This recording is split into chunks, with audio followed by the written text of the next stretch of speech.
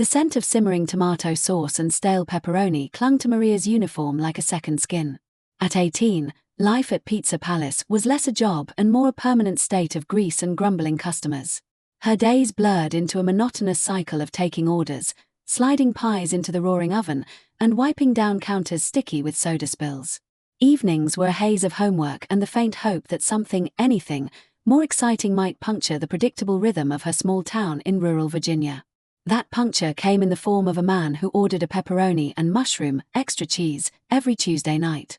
His name, she eventually learned, was Colonel Hayes. He was a regular, like clockwork, always picking up his order precisely at 7:17 p.m.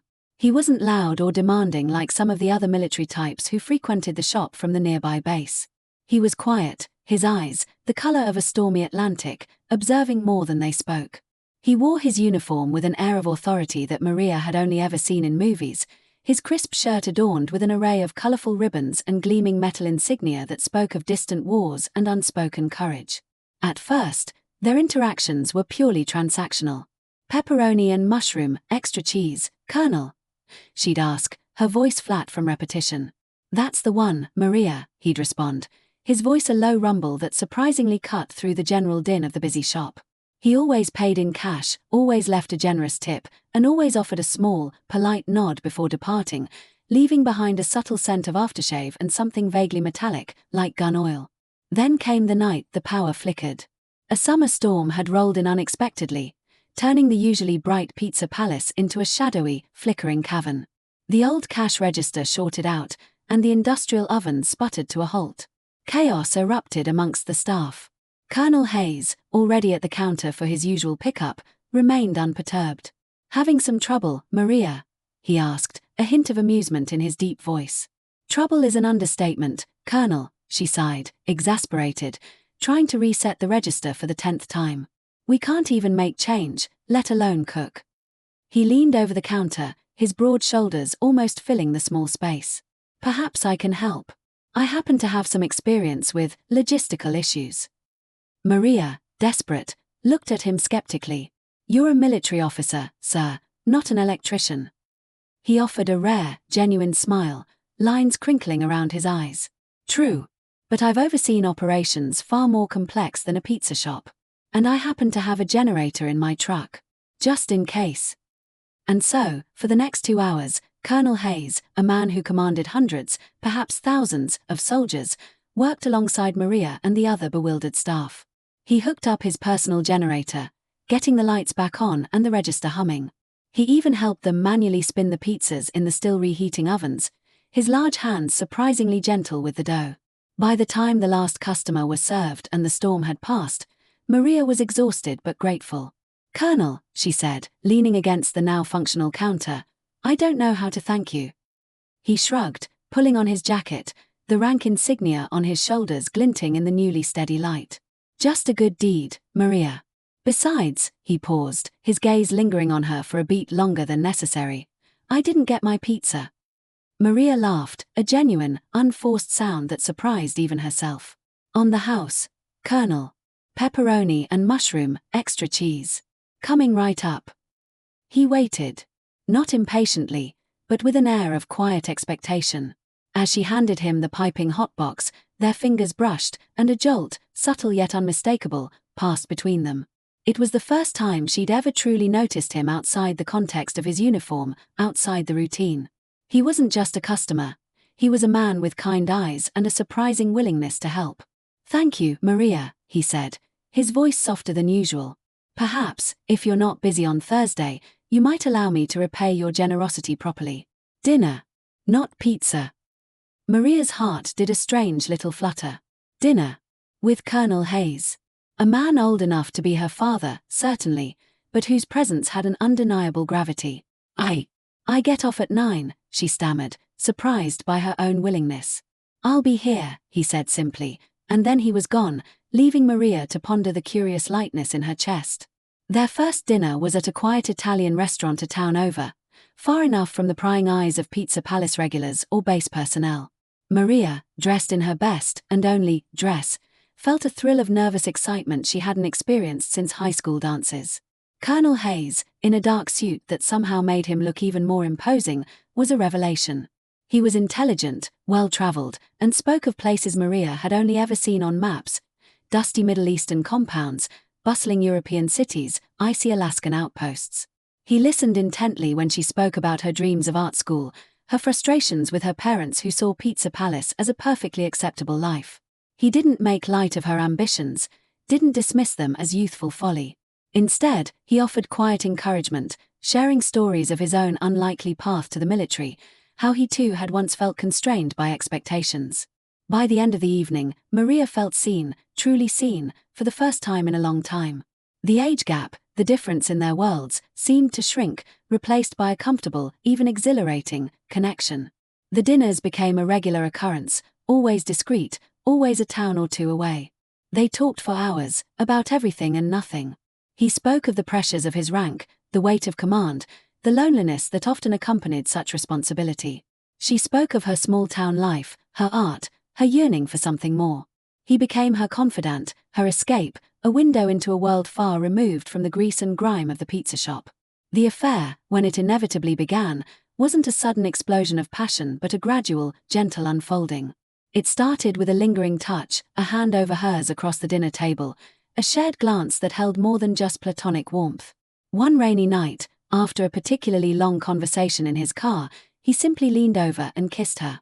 It was a soft, hesitant kiss at first, then deepened, a quiet affirmation of the unspoken tension that had been building between them. Maria knew, deep down, that this was dangerous. He was married, a fact he'd never explicitly stated but which she'd gleaned from subtle clues, a ring-tan line on his finger, a fleeting reference to "my wife" in a general anecdote. He was also a man of immense power and respect in his world, a figure of authority. And she was just Maria, the pizza girl. The imbalance was stark, the risks immense. Yet, the allure of his attention, the feeling of being truly cherished and understood, was a powerful narcotic. Their rendezvous became more frequent, more intimate. His apartment, a sparsely furnished but impeccably clean space on the base, became their sanctuary. It was a place where their two vastly different worlds converged, albeit temporarily. He never spoke of his wife or his family, and Maria, caught in the intoxicating bubble of their secret, never pressed. She existed solely in the present, basking in his presence, in the fleeting moments where she felt like the most important person in his vast, complicated life. He treated her with a tenderness and respect that she hadn't known existed. He brought her books on art history, encouraged her to apply for scholarships, and even helped her refine her portfolio. He saw her not as a pizza shop worker, but as Maria, the intelligent, artistic, yearning young woman she was. For her part, she offered him a respite from the burdens of his rank, a space where he could shed the uniform and simply be Hayes, a man who loved obscure jazz and had a surprising fondness for cheesy action movies. Their secret life thrived in the shadows, a delicate dance of discretion and carefully chosen words. He never called her from the base, always from an untraceable burner phone. Their meetings were always prearranged, never spontaneous. He taught her the art of surveillance avoidance, a chilling practicality that underscored the severity of their deception. "We just need to be smart, Maria," he'd say, his eyes serious. "This can't get out. Not for your sake, and certainly not for mine." Maria knew the consequences of exposure would be catastrophic for him. Career ruin, public humiliation, perhaps even a court-martial. For her, it would be scandal, a ruined reputation in a small town that thrived on gossip, and the crushing weight of judgment. Yet, the thought of ending it felt unbearable. He had become an essential part of her life, a pillar of support and affection that she hadn't realized she desperately needed. The first crack in their carefully constructed world came subtly, like a hairline fracture in glass. Maria answered the phone at the Pizza Palace one Friday night. A woman's voice, crisp and elegant, asked, "Is Colonel Hayes' order ready?" Maria's breath hitched. It wasn't his usual Tuesday, and she recognized the voice from the one time she'd accidentally called his work phone and his secretary had answered. "Who is this, please?" Maria asked, her voice betraying none of the sudden panic. "This is Mrs. Hayes," the voice replied, coolly. "He sent me to pick it up. He's tied up at the base."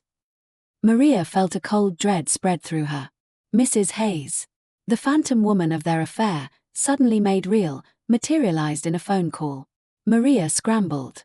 "Oh, yes, It's just coming out of the oven. Should be ready in 5.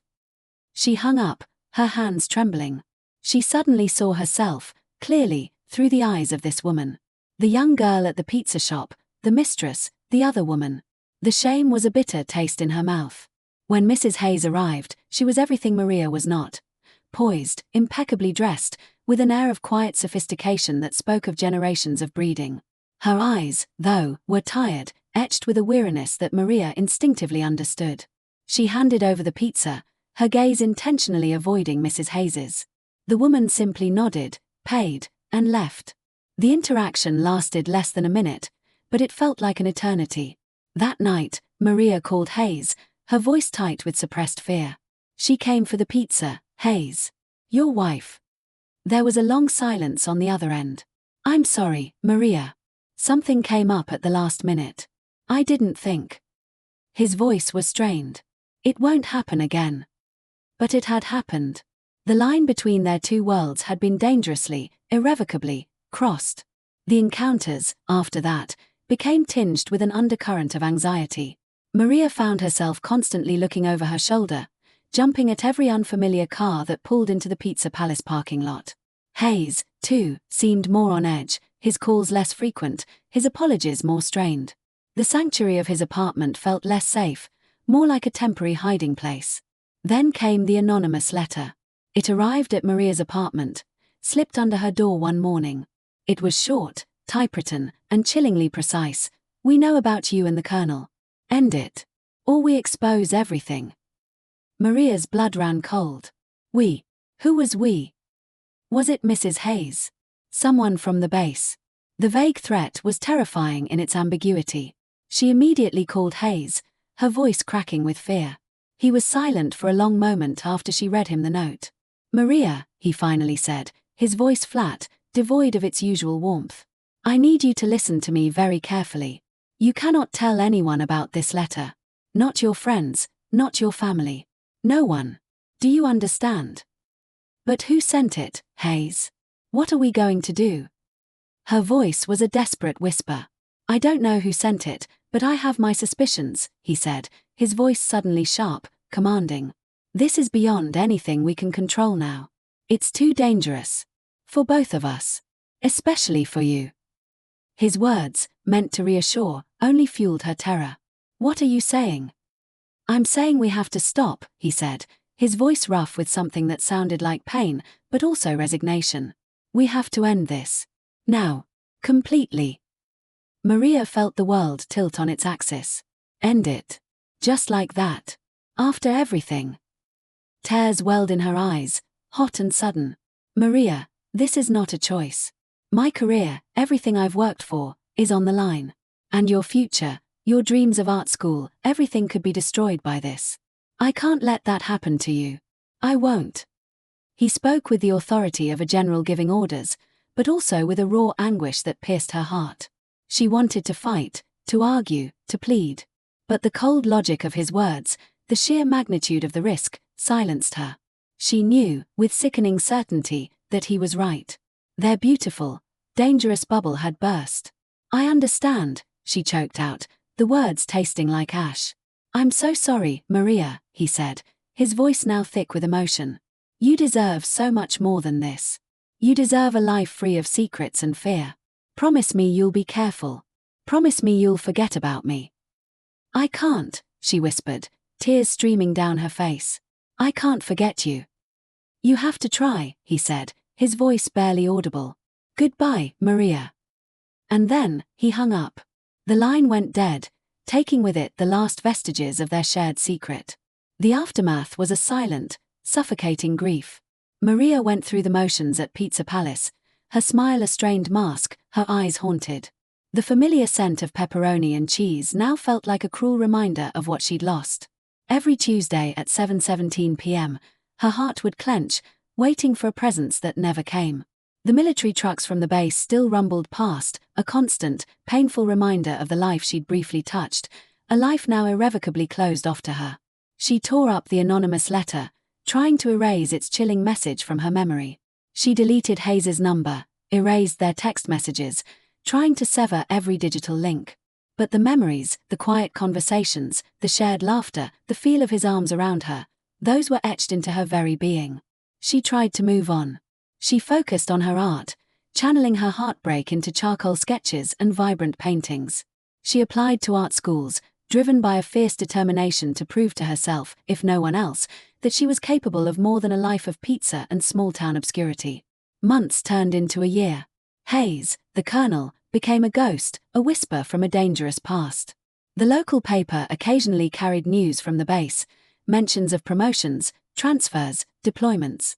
She would scan the articles, holding her breath, searching for his name, a desperate need for a sign that he was okay, that he hadn't been destroyed by their secret. She never saw his name mentioned in any negative context. He was a high-ranking officer, an asset, and the military had clearly handled the logistical issue of his affair with ruthless efficiency.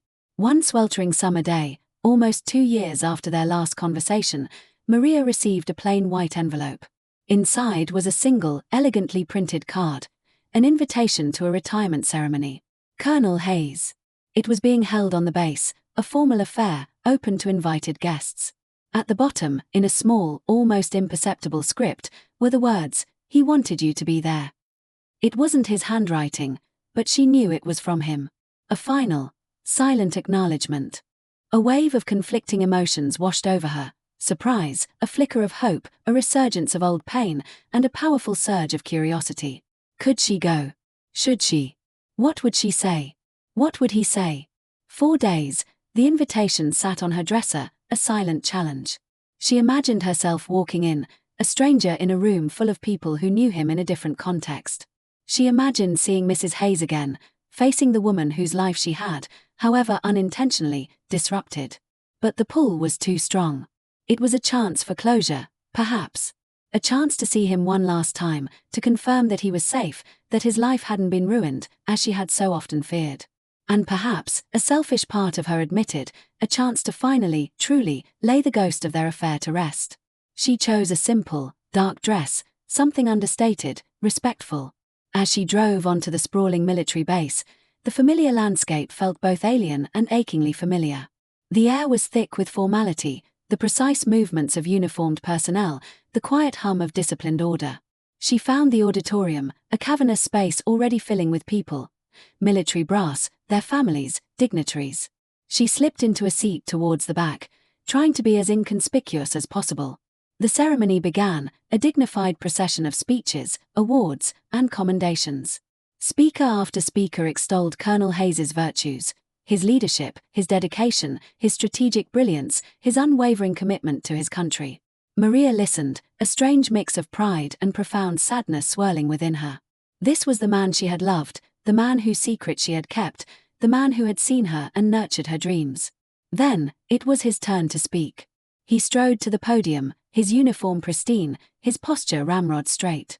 His hair was a little grayer at the temples, but his eyes, those stormy Atlantic eyes, still held the familiar intensity. He began to speak, his voice resonating with authority, yet also with a surprising undercurrent of emotion. He thanked his colleagues, his mentors, his family. He spoke of the sacrifices, the challenges, the unwavering support. And then, his gaze, slowly, deliberately, swept across the audience. It paused, for a fraction of a second, on her. Maria felt a jolt, a physical shock. His eyes, though distant, held a flicker of something she recognized, acknowledgement, perhaps, or a shared history. A subtle, almost imperceptible nod. A silent message, just for her. He finished his speech to thunderous applause. Maria, tears blurring her vision, rose to leave. She didn't want to linger, didn't want to risk a direct confrontation, a painful reminder of what they could never be. As she walked out, the sounds of polite conversation and congratulations filling the air behind her, she felt a profound sense of closure settle over her. She had loved him. He had loved her, in his own complicated, constrained way. Their affair had been a dangerous secret, a hidden world below the radar. It had caused pain, fear, and a deep, aching loss. But it had also given her something invaluable, a glimpse into a larger world, a belief in her own potential, and the strength to pursue her dreams. As she drove away from the base, leaving the world of military ranks and hidden lives behind, Maria realized something crucial. The affair hadn't destroyed her. It hadn't defined her. It had been a detour, a painful lesson, but ultimately, a catalyst. She was on her way to art school in the fall, a scholarship secured, a future finally her own. The experience had forged her, hardened her, but also deepened her capacity for empathy and understanding. She carried the memory of Hayes, not as a burden, but as a quiet part of her past, a complex chapter in the story of her growth. The secret was still hers to keep, a private truth that no one else needed to know. And as the base receded in her rearview mirror, Maria knew that she was no longer just the pizza girl, no longer just the other woman. She was Maria, an artist on the cusp of a new beginning, ready to paint her own vibrant, unburdened future. The radar was clear.